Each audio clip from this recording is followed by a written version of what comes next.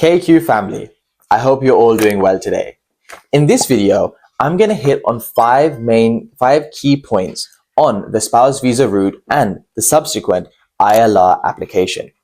Chapter 1 of this video is going to be when your ILR clock actually starts. Chapter 2 is going to talk about how to count your absences correctly. Chapter 3 is going to be on whether you need to extend your visa or to keep it and then just apply for the ILR. Chapter 4 will be what do you do when you switch routes from a skilled worker to a spouse visa or vice versa. And chapter 5 being when do you apply for the ILR and when do you apply for the British citizenship. Now, it is important that I mention that these will be very small clips with very limited information. But soon we're going to be posting a more in-depth, in-detail video that will be hosted by our principal solicitor, Mr. Khurram Amir Qureshi. So I hope you guys enjoy this video and I hope to see you guys in that one too. Enjoy.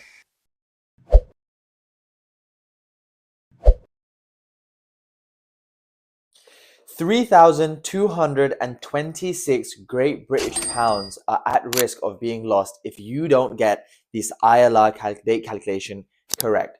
Ladies and gentlemen, welcome back to another video and on KQ Solicitors. And on today's topic, we're going to be discussing when your dates start for eligibility for your ILR. Some people, ladies and gentlemen, say that it's from this date of your BRP. Others say it's from the day you got your vignette. And some people say it's the day the visa was issued for you. But the truth is, it's none of them.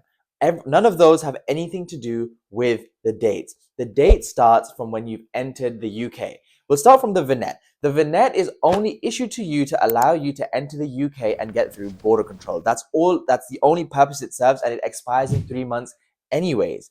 Your BRP is issued to you after you've entered the UK, and your e-visa, or the day your visa is issued to you, is just to allow you to enter the UK, similar to the vignette.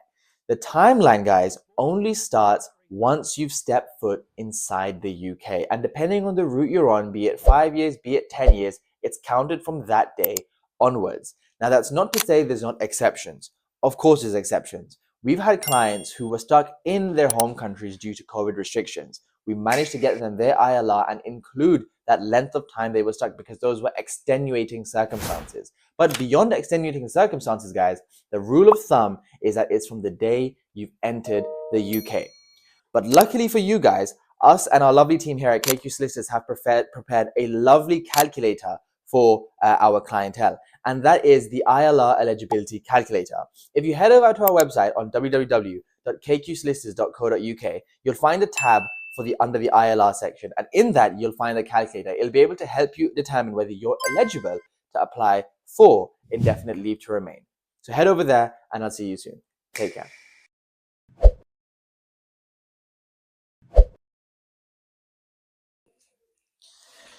Holidays. I love a holiday, and I'm sure the marketing team will love one too. But KQ family, some holidays can be a bit more expensive than you can anticipate, especially if you're trying to get the right qualifying time to apply for your indefinite leave to remain.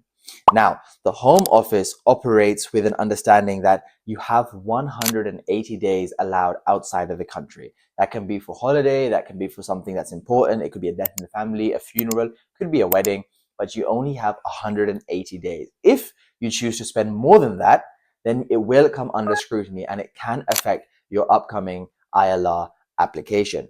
Having said that, as always, there are exceptions to the rule of thumb. The exceptions being if it's an extenuating circumstance. And what's an extenuating circumstance? If you have a surgery upcoming, if there's a medical reason, if you're so unwell that you're just absolutely unfit to travel, or if flights are closed. It could be that the airspace is shut down, as we see in the political situation in the Middle East today. But remember, KQ family, that you have 180 days to spend. Now, that's not to say that you can only spend that in one go. Absolutely not. You can spend that 5 days every month. You could go for 10 days every month and you'll still be fine. Us here at KQ Solicitors, generally, we recommend to stay below 165 days throughout the year, just to stay on the safe side of things and to solve any complexities that might come up in your case. But having said that, KQ family, as always, our lovely team has worked hard and effortlessly for you. With the ILR calculator, we also bring you the 180 days holiday calculator, where you'll just put in the dates and it will calculate everything for you. It will do all the heavy lifting, and it will let you know if you're eligible this year to apply for your ILR. So head over to our website, www.kqsolicitors.com, or you'll find it in our bio, and have a look at it. And I'll see you guys in the next video.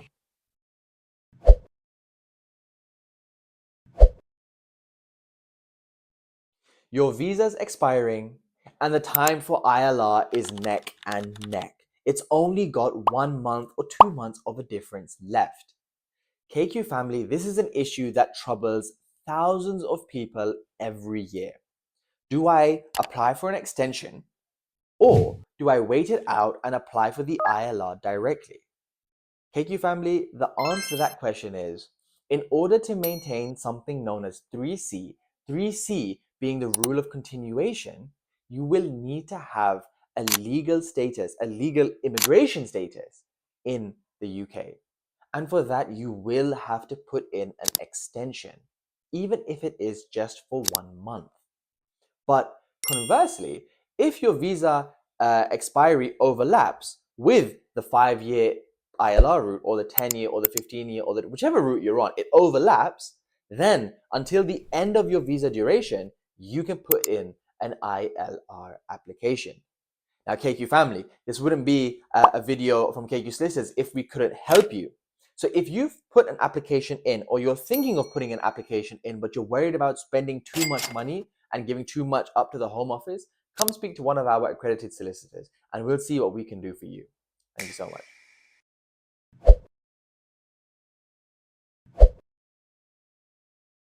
You've fallen in love, but you came to the UK as a skilled worker to work.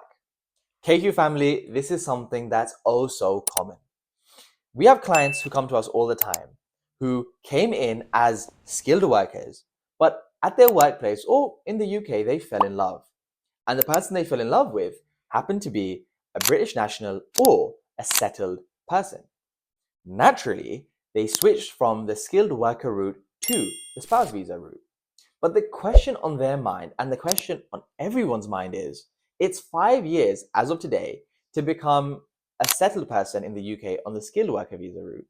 And it's also 5 years to become a settled person on the spouse visa route.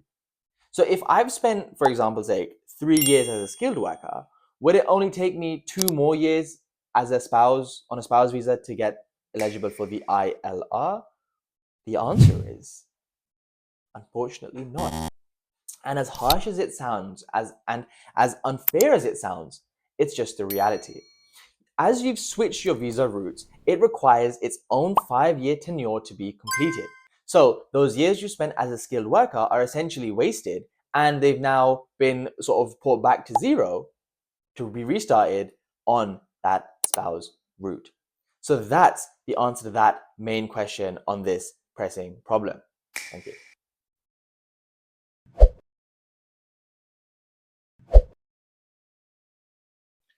Over £1,700 are at risk if you make this one silly mistake.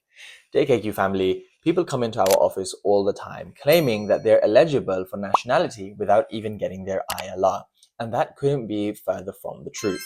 In this video today, I'm going to explain to you guys the process for the majority of applicants. Of course, if you've got the right of abode, or if you were born to a British parent but you were born abroad, the rules are different. But for those who've entered the UK on things such as a skilled worker visa or a spouse visa or anything of the sort, they need to follow this timeline. And this timeline is you enter with the valid entry clearance, and then you'll need extensions until you hit the relevant qualifying period for your visa status, be it 5 years, be it 10 years, be it 20. Once you've hit the qualifying time period in the UK without breaks or breaches, and you're under the section 3C as mentioned earlier in a previous video, then you'll be eligible to apply for your ILR, your indefinite leave to remain.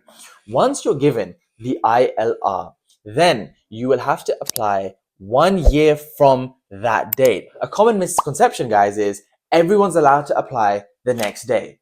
But that's not the truth. The truth of the matter is, if your partner, if you're on a spouse visa and then you got your ILR, and your partner's a British national, yeah, you can apply the very next day. But for everyone else, you need to wait an entire calendar year before applying for your nationality.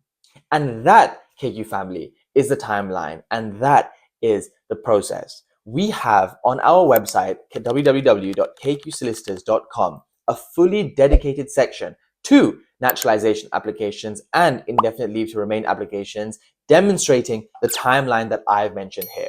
So have a look on our website. It's linked in our bio, and I'll see you guys in the next video. Take care.